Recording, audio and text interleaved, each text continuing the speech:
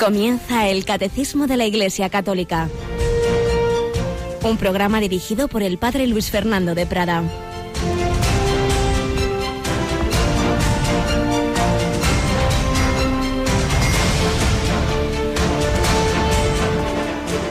Alabados sean Jesús, María y José. Muy buenos días, muy querida familia de Radio María. Bueno, pues aquí volvemos en esta semana, en esta segunda quincena del mes de mayo, del mes de María, después de un fin de semana en el que todos hemos estado en Fátima. Tenemos dos nuevos santos bien chiquitines, los más pequeños de la historia de la Iglesia, dejando aparte los mártires, los niños inocentes, pero ya a nivel, digamos, de santidad de vida en el día a día, no con el martirio, pues los santos más pequeños canonizados por la Iglesia. Jacinta y Francisco, rogad por nosotros, ayudadnos a colaborar con el Señor, con la Virgen en esta obra de la redención del mundo, que el Señor y María nos piden esa colaboración, porque Dios ha hecho las cosas así, de manera que todos dependemos de todos, y algo no se hará en el mundo si tú no lo haces. El Señor pidió la colaboración a María, se la pidió a los apóstoles, convirtió a Saulo, lo convirtió en Pablo y fue un gran instrumento. Estamos leyendo en este tiempo pascual la primera lectura de los Hechos de los Apóstoles, cómo el Señor iba extendiendo su palabra a través de esos apóstoles. En la Santa Misa de hoy, pues se nos dice cómo al llegar reunieron a la Iglesia, al llegar a donde vuelven a juntarse con la comunidad madre, dice, les contaron lo que Dios había hecho por medio de ellos y cómo había abierto a los gentiles la puerta de la fe. Van contando cómo el Señor va actuando en esas correrías apostólicas, lo comparten con los apóstoles, con los primeros discípulos, que a veces algunos al principio eran reacios a que también los gentiles entraran en la Iglesia, pero no, se dan cuenta de que Jesucristo quiere que su buena noticia, su redención, llegue al mundo entero. Y en el Evangelio leemos una frase preciosa. Está Jesús en esas confidencias de última hora, en la última cena, y les dice a sus apóstoles, ya no hablaré mucho con vosotros, pues se acerca el príncipe de este mundo. No es que él tenga poder sobre mí, pero es necesario que el mundo comprenda que yo amo al Padre y que como el Padre me ha ordenado, así actúo. Jesús quiere mostrarnos ese su amor al Padre llegando a la cruz. No solo nos manifiesta el amor a nosotros, nadie tiene amor más grande que el que da la vida por los amigos, sino el amor al Padre, cumpliendo su voluntad. Es necesario que el mundo comprenda que yo amo al Padre. Pues también el Señor nos llama a mostrar nuestro amor a Dios y a los hombres con el fuego del Espíritu Santo que Él quiere infundir en nuestro corazón, con ese fuego apostólico, con ese fuego misionero.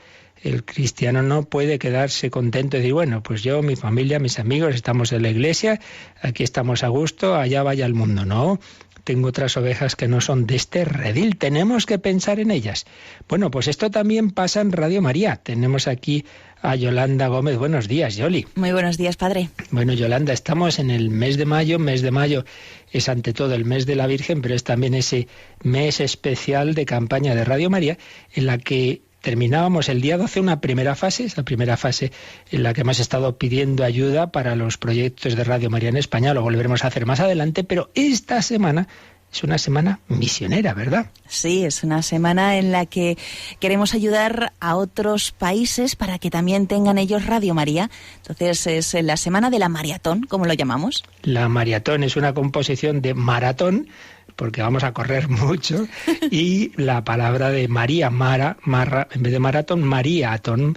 Con María vamos a hacer ese gran maratón de amor, de oración, pero este año va a tener una peculiaridad bastante particular, y es que va a haber un día en el que vamos a pediros especialmente que no solo recéis desde casa, sino aquellos que vivís en Madrid y queráis acercaros, pues a la vez que hacemos una campaña súper intensiva por unos proyectos muy concretos de África, de Oriente Próximo, etcétera, pues vamos a hacer una oración durante todo el día ante el Santísimo. Explícanos un poquito, aunque ya lo concretaremos más adelante, pero que ya lo vayan oyendo. Bueno, va a ser ese día tan importante y pues después de la celebración de la Santa Misa, que vamos a retransmitir desde aquí, desde la capilla de Radio María, pues tendrá lugar esa exposición del Santísimo hasta prácticamente las 10 menos cuarto, que ya será la bendición, y durante todo el día estará expuesto. Se han hecho turnos de adoración ante el Santísimo, pues para que la oración nos ayude mucho en esta maratón que vamos a llevar a cabo estos días. Así pues, jueves 18 de mayo, por cierto, era y es del cumpleaños de nuestro inolvidable Juan Pablo II, pues en ese día tendremos la misa desde nuestra capilla. A esa nos invitamos a que vengáis, porque no cabemos ya con los que estamos en la radio, ya se nos queda pequeña, pero a partir de la que termine 11 menos cuarto más bien, de la mañana hasta las 10 de la noche casi, como ha dicho antes Yolanda, las 10 menos cuarto de la noche, casi 12 horas, va a estar el Santísimo expuesto. A través de la página web habrá una cámara fija que a todo el que queráis desde casa podáis también, digamos, entrar en la capilla virtualmente. Pero también aquellos que os sea fácil acercaros a la emisora y queráis apuntaros a un turno de media hora o más, pero al menos esa media horita, podéis aprovechar ese teléfono que tantas veces repetimos, el 902-500-518, dar vuestro nombre y decir, mire, yo voy a estar de 12 a 12 y media, por ejemplo.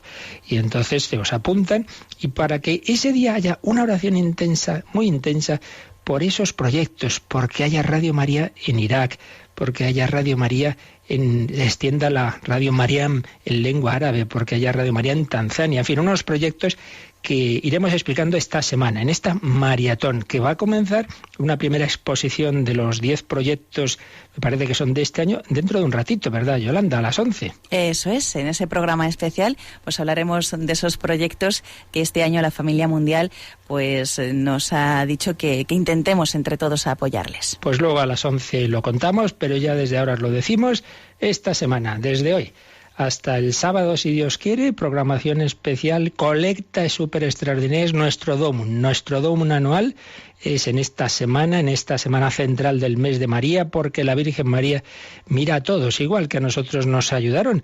Cuando empieza Radio María en España, hace ya más de 18 años, solo fue posible porque todos los oyentes italianos con sus donativos hicieron posible que se nos regalaran aquí todos los equipos para empezar. Luego ya al cabo de unos años, ya Radio María España recibía suficientes donativos de sus entes para autofinanciarse, pero al principio no. Bueno, pues eso lo vamos a hacer nosotros, ya lo hemos hecho otros años, con Congo, con Guinea. Este año se nos pide para otros proyectos que seamos misioneros con Radio María. Y precisamente en esta primera seccioncita que tenemos testimonial vamos a volver a las memorias de ese grandísimo misionero del siglo XX que fue el Padre Segundo Llorente. Vamos a seguir recogiendo algunos de los recuerdos de este misionero jesuita.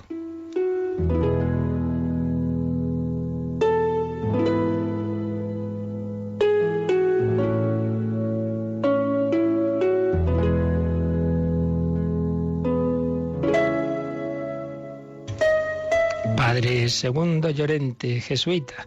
Estamos espigando algunos de los recuerdos que le pidieron que escribieran una especie de memorias.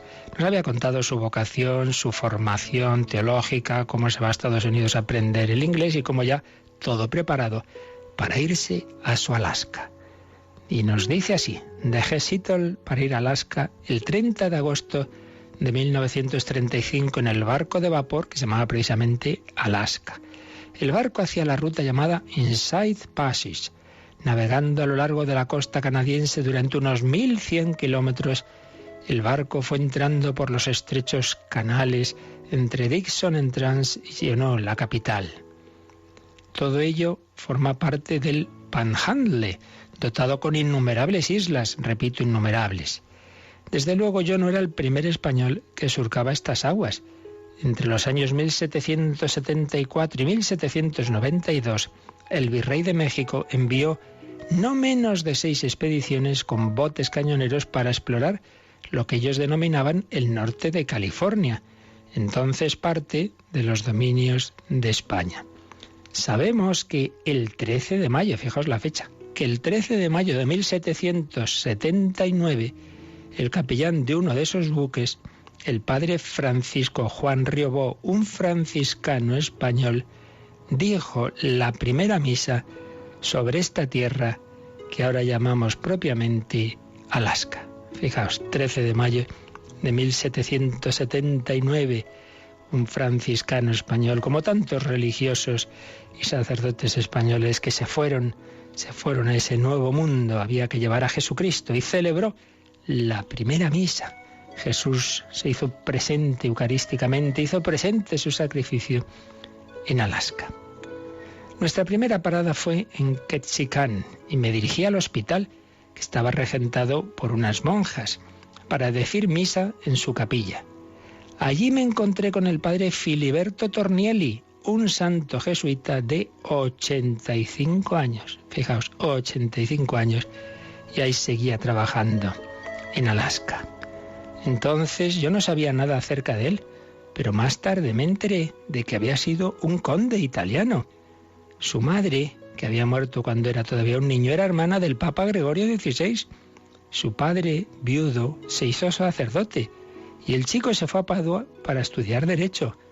Cuando su padre murió, le dejó el título de conde, pero Filiberto sintió que tenía vocación y entró en los jesuitas en Mónaco. Luego llegó a las montañas rocosas en América y durante 20 años trabajó con los indios en Washington y Montana. Se fue a Skagway, en Alaska, en 1898, cuando esta ciudad se convirtió en la puerta de entrada de las minas de oro de Dawson. La ciudad era tan corrupta que era imposible describirla según los que la conocieron. En 1935, el padre Tornielli permanecía aún en la región. Tenía la obsesión de que Dios lo quería en Alaska y en ningún otro sitio más. Las buenas hermanas me dieron una caja para que la llevara con cuidado. En la caja había un pastel que habían hecho, aunque no era para mí, era para el padre Monroe, el párroco de Wrangell, nuestra próxima parada. Llamé a la puerta de la rectoría y enseguida apareció el anciano en persona. Tenía entonces 80 años, había perdido muchos dientes y hablaba con un fuerte acento francés. Inmediatamente me pidió que le confesase. Enarqué mis cejas preguntándome si iba a poder entender una sola palabra, pero Dios sí lo comprendería. El padre Monroe también me era un desconocido entonces, pero me fui enterando de muchas cosas acerca de él. Llegó a Alaska en 1893, hombre de acero, siempre estuvo activo en la misión y construyó, como hicieron los romanos, edificios sólidos, fuertes, hechos para durar eternamente. Construyó la primera iglesia católica en Fairbanks. Cubría largas distancias con botas de nieve y se encontraba totalmente relajado al final del trayecto, pensando ya que estaba preparado para reanudar el camino de nuevo.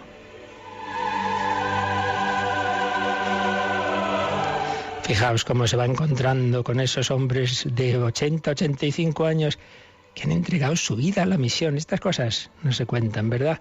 Se nos habla de los defectos, de los pecados, de las cosas malas. Pero ¿cuántas personas en la historia de la Iglesia han dado la vida hasta el final por los hermanos? Y aquí Padre Llorente, que también la dio, pues nos cuenta esos inicios de su misión en Alaska, cómo iba conociendo a esos venerables sacerdotes y religiosos que hasta el final estuvieron en esas circunstancias mucho más incómodas de las que hubieran podido tener en su vida. Terminamos este capítulo. Nos fuimos a Juneau, la capital donde estaba la sede del vicario apostólico, Joseph Crimón, jesuita. Inmediatamente fui a verle. Estaba en su despacho con una pluma en la mano, con sus 77 años, muy bajito, muy delgado, muy calmado, con muy buen aspecto. Según cuentan, cuando era un joven estudiante en Francia se sentía enfermo y aterrorizado al pensar que sus deseos de ser misionero no se iban a cumplir. Y entonces se le apareció San Juan Bosco y Crimón le preguntó si podía darle la bendición para que pudiera llegar a ser misionero en Norteamérica. Don Bosco puso sus manos en la cabeza del joven y le predijo que sería un gran misionero. Y así ocurrió.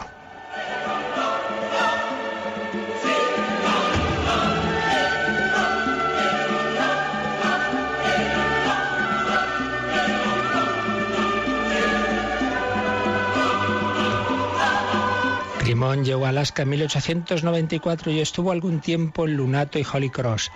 En 1904 se convirtió en prefecto apostólico y en 1917 en obispo con el título de vicario apostólico. Cuando estuve delante del obispo Crimón le pregunté si podía oficiar misa. Eran las 3 de la tarde, ni siquiera había desayunado. En aquellos tiempos no se oficiaba misa por las tardes. Me miró a los ojos y me dijo: como yo también he hecho locuras parecidas cuando tenía su edad, sí, vaya y diga misa. El padre Levasseur me acompañó a la sacristía y me ayudó con la misa. Luego me obsequió con un kit de misa portátil muy fino, con el cual podía oficiar misa en cualquier sitio y fuera de la iglesia. Bueno, seguiremos leyendo estos recuerdos del padre Llorente, este gran misionero que iba conociendo a esos que le habían precedido.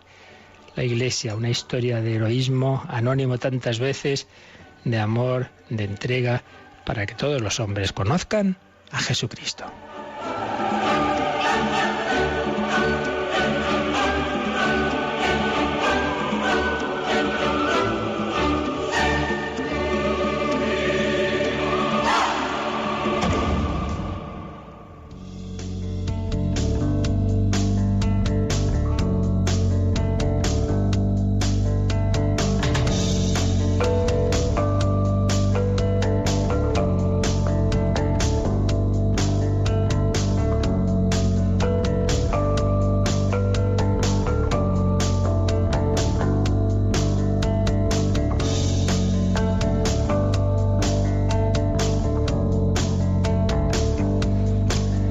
Todos los hombres conozcan a Jesucristo, nuestro Salvador, el Dios hecho carne, camino, verdad y vida, muerto y resucitado y ascendido a la derecha del Padre. Estamos viendo ese artículo de nuestro credo: Jesucristo subió a los cielos y está sentado a la derecha de Dios Padre Todopoderoso.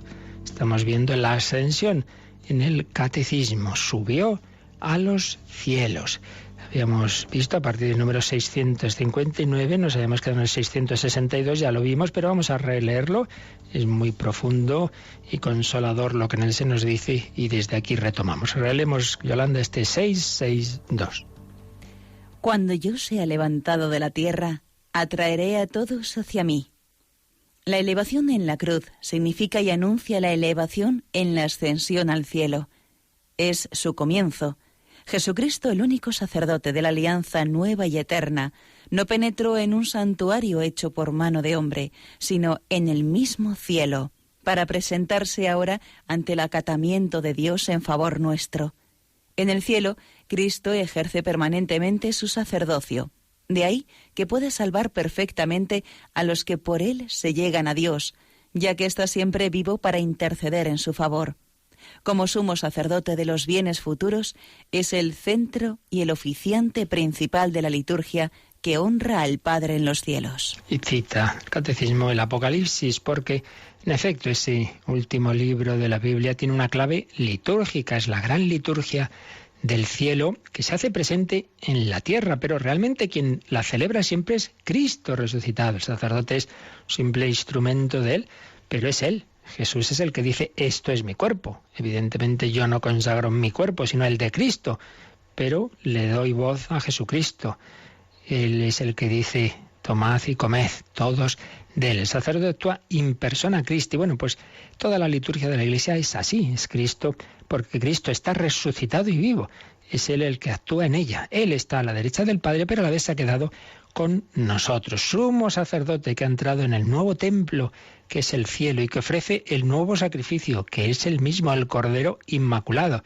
Sabéis que en el Apocalipsis aparece esa imagen del Cordero degollado, que está de pie, quiere decir resucitado, pero con esa marca de haber muerto por nosotros. Vamos un poco a recapitular lo que habíamos visto en los días anteriores sobre la ascensión resumiendo, cómo expone este artículo de la fe, quien hoy es el cardenal Angelo Amato, en su Cristología Jesús, el Señor, la ascensión, como presencia permanente de Cristo glorioso en la Iglesia. Recordemos que el misterio general del que estamos hablando es la glorificación de Cristo. Una glorificación de Cristo que tiene esas tres dimensiones o etapas. Primero, la resurrección; segundo, la ascensión; tercero, el envío del Espíritu Santo en Pentecostés.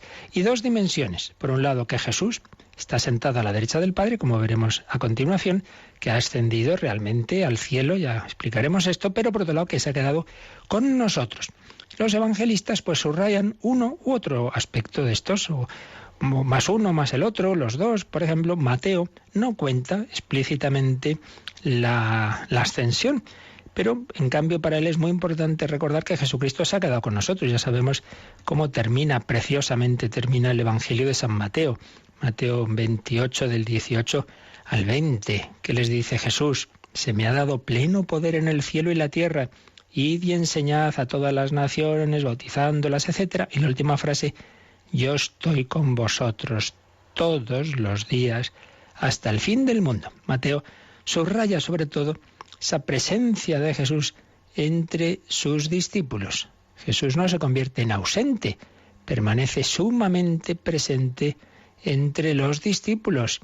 Y Mateo, que nos ha contado el discurso escatológico de lo que va a ocurrir al final de la historia y la segunda venida de Jesús, interpreta la vida del cristiano en la espera de la parusía. Estamos esperando que vuelva Jesús, pero entre tanto acompañados por él, sin verle, pero él está en la Iglesia. Por eso San Mateo va a subrayar mucho en su Evangelio esa presencia de Jesús en la Iglesia. Por ejemplo, donde están 2 o 3 reunidos en mi nombre, allí estoy yo en medio de ellos. Yo estoy en medio de vosotros, y por supuesto en la acción apostólica de la Iglesia. Ese mismo mensaje, esa misma presencia de Jesús aparece en los otros evangelistas, pero sí que en cambio Marcos y Lucas subrayan, sin olvidar esa presencia de Jesús, pero nos hablan también de la ascensión. Y en Lucas, como ya comentábamos, llama la atención que por un lado pues cuenta esa ascensión de Jesús, y lo lógico es que los apóstoles se quedaran tristes: ¡ay, que se ha ido, que ya no está con nosotros! No, dice que volvieron llenos de alegría.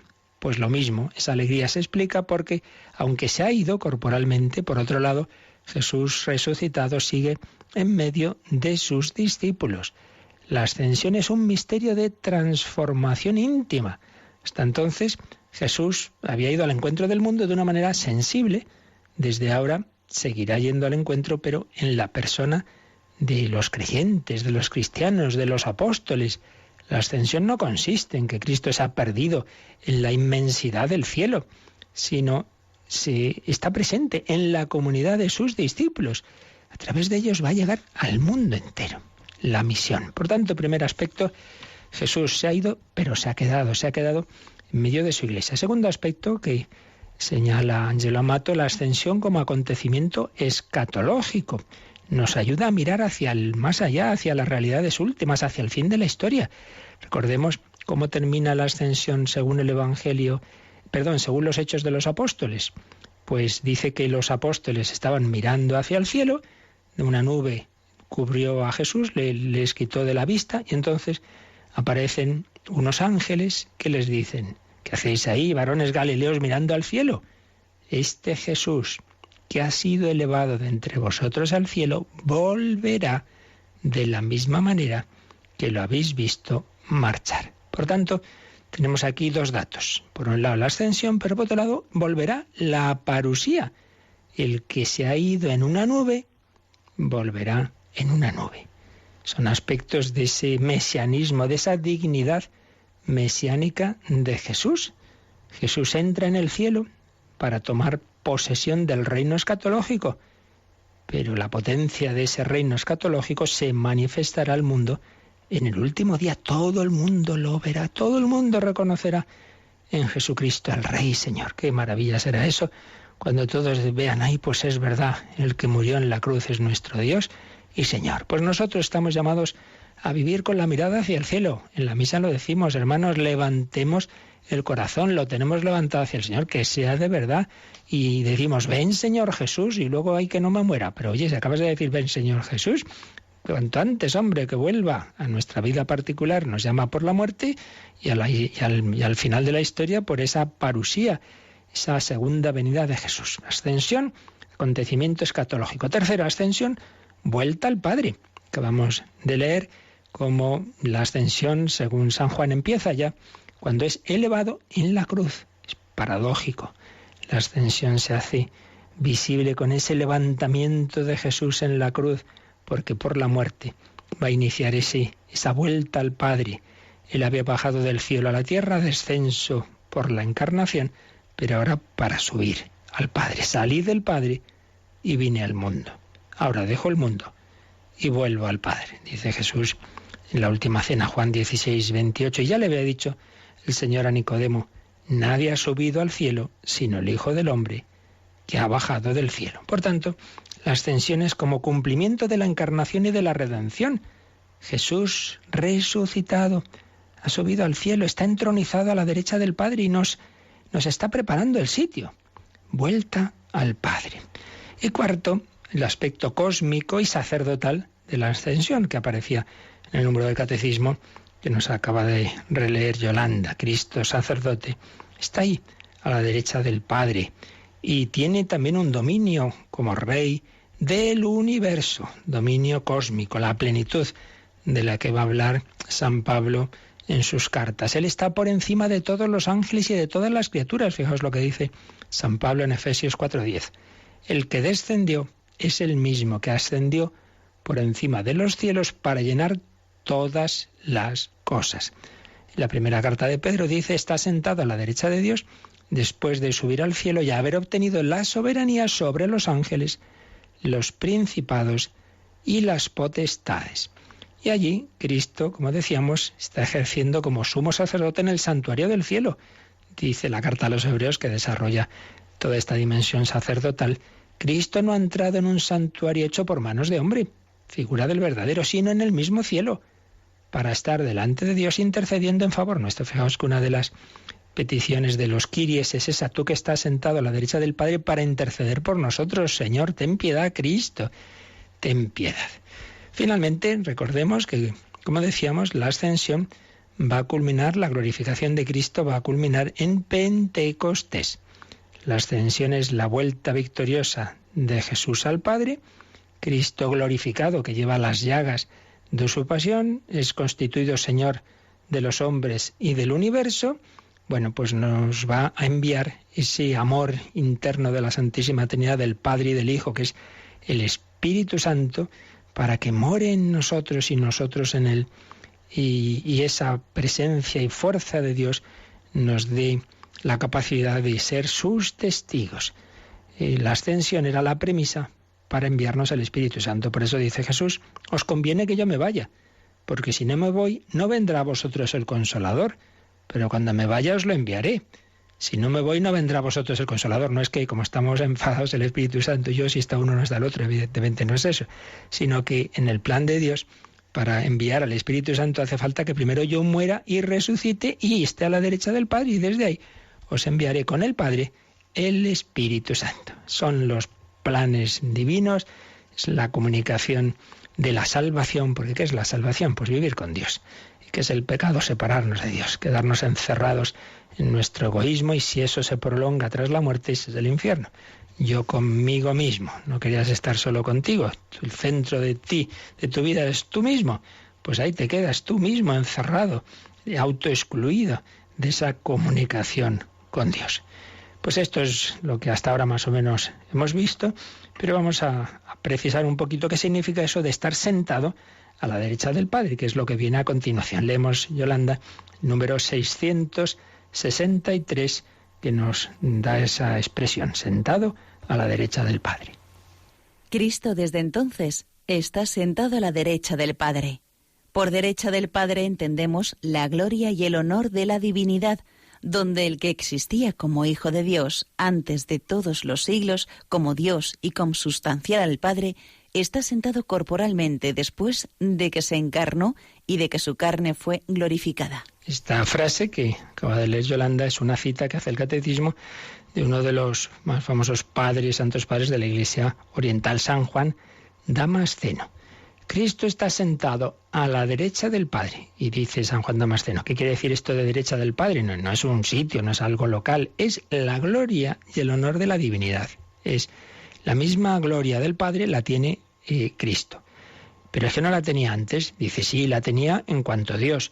Desde antes, el que existía como Hijo de Dios antes de todos los siglos, como Dios y consubstancial al Padre, claro que estaba al mismo nivel que el Padre, porque son uno, el Padre, el Hijo y el Espíritu Santo. Pero la novedad es que ahora está corporalmente.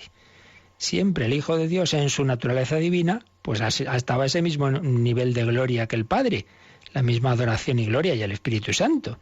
Pero lo nuevo es que desde la resurrección y ascensión, el Hijo Eterno de Dios tiene su carne glorificada. Esto es muy fuerte, porque a veces pensamos como que, bueno, el Hijo de Dios bajó a la tierra, hizo lo que tenía que hacer, 30 y tantos años, bueno, pues ya está, las acabó, ahora me vuelvo y vuelvo a lo de antes. No, ya para siempre se queda, va a ser un hombre. Siempre esa humanidad la ha desposado y no se divorcia de nosotros. En la segunda persona de la Trinidad, eternamente, sigue siendo también hombre, no solo Dios. Y un hombre está en la Trinidad, hay un cuerpo humano. Fijaos qué diferencia. Toda la filosofía platónica, neoplatónica y todas las religiones de tipo oriental, que tienen generalmente el desprecio a lo corporal, a lo material, lo que hay que hacer es irse separando de lo corporal, de la materia, lo importante es lo espiritual, en un sentido a veces gnóstico. Oiga, que no. El cristianismo valora lo corporal, bueno, vaya que se lo valora. Fijaos que nuestro principal sacramento es la presencia de Cristo en la Eucaristía, el cuerpo de Cristo. Yo no digo, toma, te doy el alma de Cristo. No, el cuerpo de Cristo. Y el cuerpo de Cristo con las llagas está sentado a la derecha del Padre. Cristo ha vencido, Cristo vence, Cristo reina, es nuestro Señor y Salvador, tal como Él es. Pues vamos a alegrarnos, vamos a adorar a ese Jesús, vamos a gozarnos de su victoria. Jesucristo vence, Jesucristo reina, Jesucristo impera.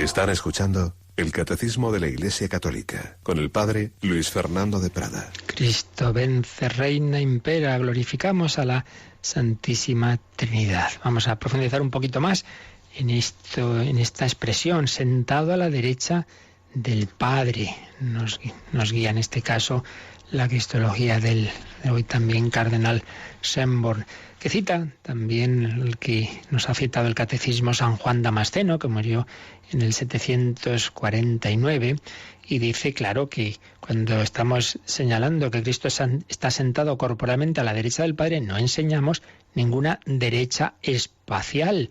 No es un sitio con derecha e izquierda, ni mucho menos algo político. Nosotros comprendemos la gloria y el honor de la divinidad, en la que el Hijo de Dios, como Dios e igual por naturaleza al Padre, existe eternamente, y a cuya derecha ahora está sentado también corporalmente.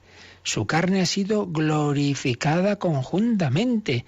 Él es adorado en su carne, con una adoración ante toda la creación. Y por cierto, creo que es importante insistir en esto, porque ayer mismo me contaba alguien, dice, bueno, es que nos está pasando cada vez más cristianos que sí, que creen en la vida eterna, en el más allá, pero no en la resurrección. Que dicen, bueno, pero ¿cómo va a resucitar este cuerpo? Pues sí, ¿y el cómo? Pues Dios sabrá. Pero el Dios que ha creado el universo de la nada, ya me diréis lo que le cuesta rehacer, recrear nuestro cuerpo partiendo de una identidad misteriosa pero real con nuestro cuerpo. A fin de cuentas, no tenemos células iguales. Al cabo de los años nuestro cuerpo se ha renovado y sin embargo es el mismo cuerpo. Bueno, pues algo así. El Señor sabrá cómo lo hace. Pero lo que está claro es que nuestra fe no simplemente es una inmortalidad espiritual, sino en la resurrección del cuerpo. Cristo resucitado está corporalmente a la derecha del Padre. Y señala Schönborn como, al decir que Jesucristo está sentado a la derecha del Padre, implícitamente estamos afirmando dos verdades de fe que son fundamentales para el cristianismo. Una, que es Dios. Si estamos diciendo es que está sentado a la derecha del Padre, es lo mismo que decir de la misma naturaleza del Padre. Lo que decimos en el credo, consubstancial al Padre, de la misma naturaleza del Padre, pues a la derecha del Padre. Pero también estamos afirmando la encarnación. Ese Hijo que es de la misma naturaleza del Padre se ha hecho hombre y sigue siendo hombre. Después de su glorificación no ha perdido su humanidad, sino que está corporalmente a la derecha del Padre. Y luego vienen una serie de consecuencias para la vida de la Iglesia basadas en que Jesucristo es Señor y juez, señorío y judicatura de Cristo, y los fieles estamos llamados a participar de ese dominio de Cristo sobre el mundo, por la unidad de la cabeza y los miembros de Cristo y la Iglesia. Por eso, lo que puede parecernos un punto de la fe, pues más o menos marginal, es muy importante, muy importante. Hay un sermón pascual de un obispo, Melitón de Sardes, muy bello, que dice así: este es el que hizo cielo y tierra, el que formó al principio al hombre, el que fue anunciado por la ley y los profetas, el que se hizo carne de María la Virgen, el que fue colgado de un madero, el que resucitó de entre los muertos y ascendió a lo alto del cielo, el que está sentado a la derecha del Padre, el que tiene todo poder para juzgar y salvar, porque en el Padre los ha hecho todo, desde el principio hasta los eones. Es el mismo, el que hizo cielo y tierra, y el que estuvo en un pesebre y colgado en un madero, el que está a la derecha del Padre. Jesucristo, Alfa y Omega. El gran obispo mártir de Lyon, San Ireneo, subrayaba que ese Hijo de Dios eterno, preexistente, es el crucificado y el glorioso frente a esas tendencias que había en su época del gnosticismo, que dividían a Jesús en un Cristo terrenal, un Jesús terrenal y un Cristo celestial. Y lo mismo, Fulgencio de Ruspe, ya en el siglo VI, dirá: uno y el mismo Dios, el Hijo de Dios, Él es según la carne, el que yació en el sepulcro y del sepulcro resucitó, y el mismo Dios encarnado que ascendió al cielo y está sentado a la derecha de Dios. Y por supuesto San León Magno, el gran papa del Concilio de Calcedonia, que muere el 461, invita a los oyentes a alegrarse de que la naturaleza humana se ha colocado sobre todas las criaturas del cielo para participar en este trono, estaba en unión por el Hijo. Con la humanidad de Jesús, todos los hombres hemos sido glorificados conjuntamente, digamos, por inclusión. Esto es muy bonito. La ascensión de Cristo significa nuestra propia elevación, pues el Hijo de Dios se ha incorporado a la naturaleza humana y ahí nos ha metido a todos. Luego lo malo es que algunos se salen de ese ascensor, se tiran del ascensor, entonces se caen, claro. Pero si uno no se separa de Cristo, pues va a compartir con Él la gloria. Y hay un monje sirio que componía himnos, quirilonas del siglo IV, que describe también la ascensión como introducción del hombre en la gloria del Dios Trino.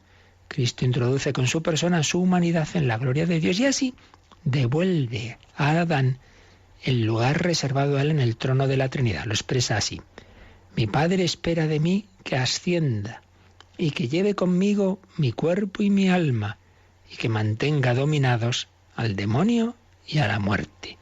Los ángeles esperan de mí que ascienda y que lleve conmigo la oveja descarriada que por mi llegada ha sido encontrada. El cielo espera de mí que ascienda y que lleve conmigo mi cuerpo terrenal que por la gracia ha sido hecho Dios. El trono espera de mí que ascienda y que me sienta en él y que haga sentarse en él al Adán hundido, que sólo así ha sido elevado. La nube me espera y me quiere bajar de la montaña y desea servirme de vehículo a mí, el Hijo de la Virgen. Paraíso y jardín, ambos esperan de mí que introduzca a Adán y que lo coloque allí como Señor. Como veis, no hacía falta esperar a nuestra época para hablar de la dignidad humana. Pues no. El Hijo de Dios ha elevado al hombre y lo quiere colocar como Señor. Menuda dignidad humana. Estamos sentados con Cristo a la derecha del Padre. Así pues, como vemos en este artículo de fe, aparecen puntos fundamentales de nuestra fe católica: la divinidad de Jesús, su identidad con el Padre, su humanidad, que es hombre, que ese ser hombre, esa humanidad no desaparece con la resurrección, no ha quedado espiritualizada como si desapareciera ya el cuerpo, no. Glorificación conjunta de cuerpo y alma, la unidad de divinidad y humanidad de Cristo, incluso en la eternidad, la identidad del Hijo de Dios en todas las etapas de la historia de la salvación. ¿Cómo será en concreto? ¿Y cómo es eso de que está ahí? Bueno, San Agustín dice, no armemos líos. Él es feliz y de la felicidad, como así se llama la derecha del Padre, aquí San Agustín da como esta interpretación, digamos, psicológica de que es estar a la derecha del Padre. Dice, pues compartir la misma felicidad del Padre. De esa felicidad proviene el nombre de esta felicidad, a la derecha del Padre.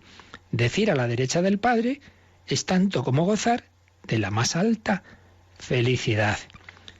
Es así como en la parábola del juicio final, Mateo 25, decir que las cabras están a la izquierda es tanto como estar en la miseria, castigados por su injusticia. Cuando se habla de estar sentado a la derecha de Dios, no se está aludiendo, dice el gran santo de Hipona, a una posición corporal, sino al poder juzgador que nunca faltará a su señorío.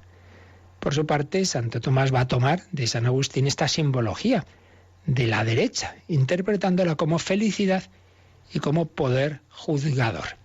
Pero no es una mera alegoría, no simplemente es un símbolo, no. San Agustín dice que hay algo ahí real, pero que no sabemos cómo será. Querer saber dónde y de qué manera se encuentra el cuerpo de Cristo en el cielo, dice San Agustín, es una de las preguntas más indiscretas y más superfluas. Basta con creer que Él está en el cielo.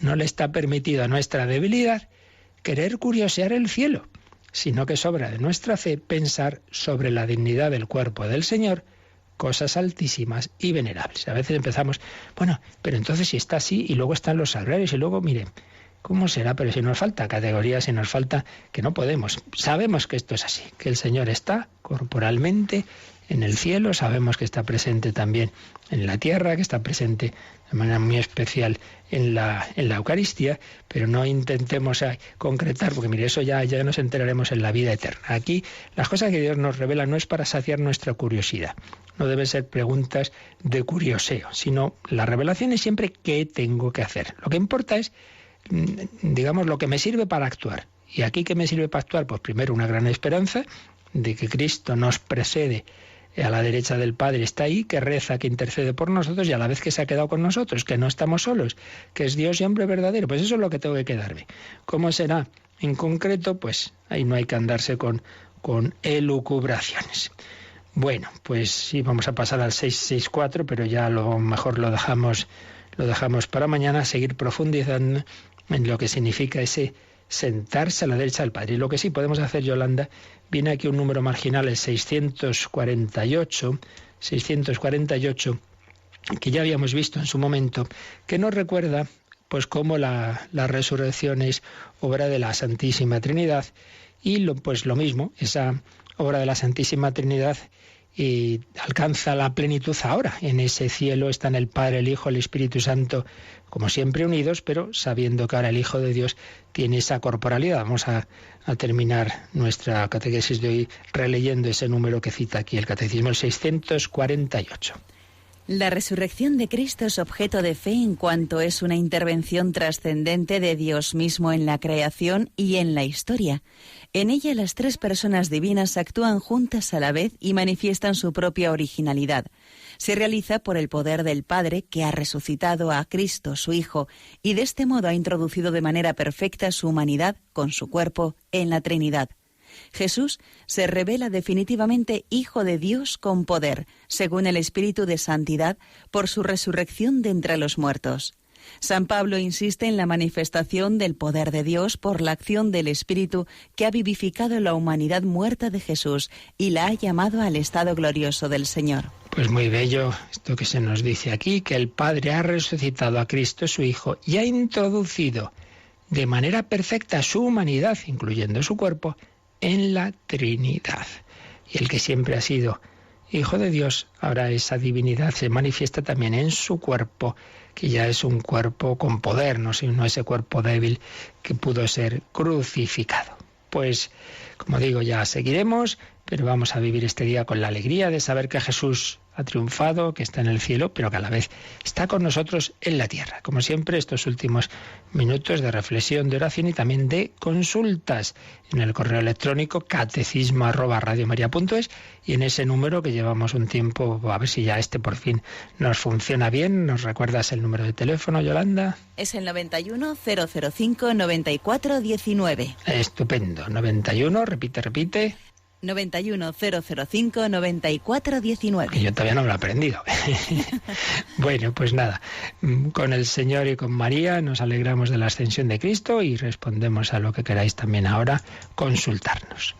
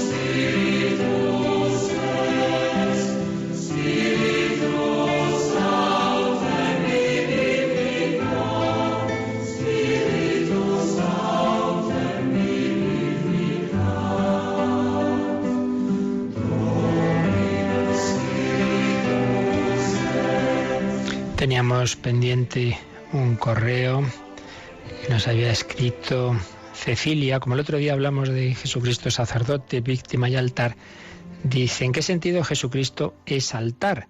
Y añade: muchas gracias por el esfuerzo evangelizador, les animo a seguir ayudados por la gracia del Espíritu. Muchas gracias, Cecilia. ¿En qué sentido Jesucristo es altar? Como es un símbolo, tampoco hay una respuesta así muy clara. Sí que tenemos más claro que Jesucristo es sacerdote y víctima. Sacerdote porque ofrece el sacrificio de sí mismo, víctima porque no ofrece un cordero, sino que Él es el cordero que da la vida. ¿En qué sentido es altar? Yo, por lo que he visto más o menos del significado, es que está tan unido a esa cruz en la que Él se ha ofrecido, que en ese sentido podemos decir que hay una unidad, ¿no?, entre Cristo y la cruz. De hecho, pues adoramos al crucificado, adoramos la cruz, porque hay esa gran unión del Señor con la cruz. Y esa cruz, que fue el verdadero altar, es el que se hace presente en el altar de nuestras celebraciones. Y de hecho, como sabéis, ponemos, o debe estar al lado, una cruz, siempre señalando que el verdadero altar fue la cruz. Y el Señor se ha unido con esa cruz. Y en ese sentido, simbólicamente podemos decir que es altar, pero no deja de ser un símbolo. Es evidente que no es la misma identificación que cuando decimos que es sacerdote o que Él es la víctima. ¿Tenemos alguna llamada, Yolanda? Sí, nos ha llamado Mari Carmen de Ciudad Real y pregunta cómo se les puede explicar a los niños lo que es la gloria de Dios. La gloria de Dios. ¿Cómo se puede explicar a los niños la gloria de Dios? Hombre, es que no sé ahora a qué se refiere exactamente con la gloria de Dios, ¿no?, que tiene distintas acepciones y distintos matices. Y se refiere a estar en la gloria, a estar en el cielo. Pues sería, pues eso, estar con el Señor, disfrutando de su amor, de su presencia. Pero si se refiere a la dignidad de Dios, pues quizá señalando eso, cómo tiene la suprema dignidad, quizá poniendo comparaciones de la importancia de un personaje, del Papa, de un gran emperador, etcétera. Bueno, pues muchísimo más nuestro Señor. En fin, eso ya tendría uno, como ahora ya lleva algún tiempo separado de las catequesis de niños, ahora mismo me pilla un poco así, pero sí que tenemos que hacer siempre ese esfuerzo, ¿verdad?, de adaptar las grandes verdades a los niños. Pero, en fin, ahora mismo, si a alguien se le ocurre algún camino, que nos lo escriba y podríamos compartirlo. Teníamos también otro correo de Mena Jesús que dice, es de una parte anterior del Catecismo, cuando dice: Dios creándolo todo y conservándolo por su verbo. Dios lo ha creado todo y lo conserva por su verbo. ¿Qué quiere decir por su verbo, conservándolo por su verbo? Bueno, el verbo es el Hijo de Dios, el Logos, la palabra, es una de las expresiones, ¿no? Entonces lo que quiere decir es lo siguiente: el mundo no solamente es que Dios lo ha creado de la nada, sino que lo conserva permanentemente. Es decir, Dios está dando el ser constantemente. Es algo así como la luz. No basta que haya unos cables y unas bombillas, es que la luz no luce si permanentemente no recibe energía. El mundo necesita recibir energía, por así decir, de Dios permanentemente. Ahora bien, ese Dios sabemos que es Padre, Hijo y Espíritu Santo. Entonces, las tres divinas personas actúan conjuntamente, pero se suele expresar de esta manera, que el Padre actúa a través de su expresión, de su palabra, de su verbo. Entonces, en ese sentido, el Padre está conservando el mundo a través de su palabra, de su Hijo, de su verbo. Son términos equivalentes. Por tanto, ahí el verbo es el verbo de Dios, es la palabra de Dios, es el Hijo eterno. El Padre tiene, decían algún San Justino y San Ireneo, si no me equivoco, actúa en el mundo a través de sus dos manos. ¿Cuáles son sus manos? El Hijo y el Espíritu Santo. Eso en la creación. Las tres divinas personas son un mismo ser, una misma actuación, pero podemos hacer ese matiz, esa distinción. El Padre conserva el mundo por su verbo y también actúa a nivel ya de la redención, a nivel sobrenatural, pues las tres divinas personas también actúan unidas, pero el Padre nos envía al Hijo, el Padre y el Hijo nos envían al Espíritu Santo. Son esas tres divinas personas que nos dan la creación y nos dan la salvación, los dones sobrenaturales. Finalmente teníamos algún correo, una persona que está en un momento pues muy deprimido, muy encerrada en su casa, hundida, tirado la toalla. Pues no puede ser, hija.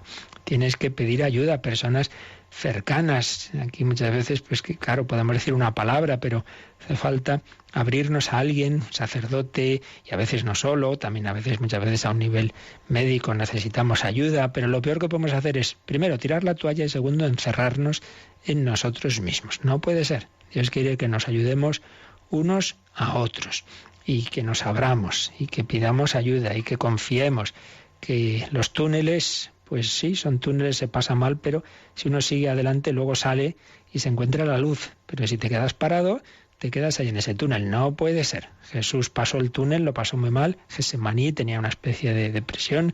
La cruz, muy mal, sí, pero confió en el Padre y resucitó y ahora está glorioso. Pues también con el Señor triunfaremos y la Virgen nos lo dice, por fin mi corazón inmaculado triunfará, pero para ello unámonos al Señor y a los hermanos. Abrámonos, dejémonos ayudar. No, a veces que yo ya no quiero hablar con nadie. No, hombre, eso es lo peor. Tienes que abrir tu corazón, pedir ayuda. Pues se lo pedimos así al Señor. Y os recuerdo lo que decíamos al principio. Hoy, 16 de mayo, segunda quincena de mayo, entramos en la semana misionera de la campaña de mayo. Entramos en la semana del corazón universal, de pedir ayuda para que en África, en Oriente Próximo, en tantas naciones necesitadas, nuestros hermanos también perseguidos por la fe, también a ellos les llegue esta palabra de esperanza, que también ellos puedan escuchar cuando el Papa está en Fátima, que también ellos puedan escuchar el Evangelio, que también ellos puedan escuchar la explicación del Catecismo. Os pedimos esta semana una colecta misionera fuerte, os pedimos vuestra ayuda. Vamos a explicaros luego de 11 a 12 los proyectos para los que especialmente vamos a pedir ayuda, pero ya desde ahora os lo digo. Esta semana, desde hoy hasta el sábado, finalmente, que habrá viernes y sábado retransmisiones mundiales del Rosario, de la Santa Misa, desde países de África, de Europa, de distintos lugares. Os pedimos esa ayuda y sobre todo el jueves 18, día súper intensivo, de mucha oración, de sacrificios que os pedimos y de donativos que os pediremos también. Bueno, pues si queréis ofreceros, apuntaros a algún turno de adoración entre 11 de la mañana y 10 de la noche en la capilla de Radio María, de al menos media hora, pues llamáis al 902-500-518. Y en ese mismo número, a partir de hoy, podéis empezar esos donativos misioneros para que Radio María, sin moverte de casa, tú también puedas ser mi.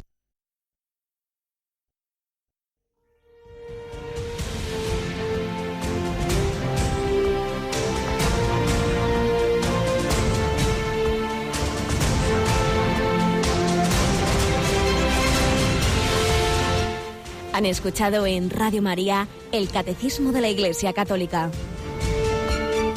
Un programa dirigido por el Padre Luis Fernando de Prada.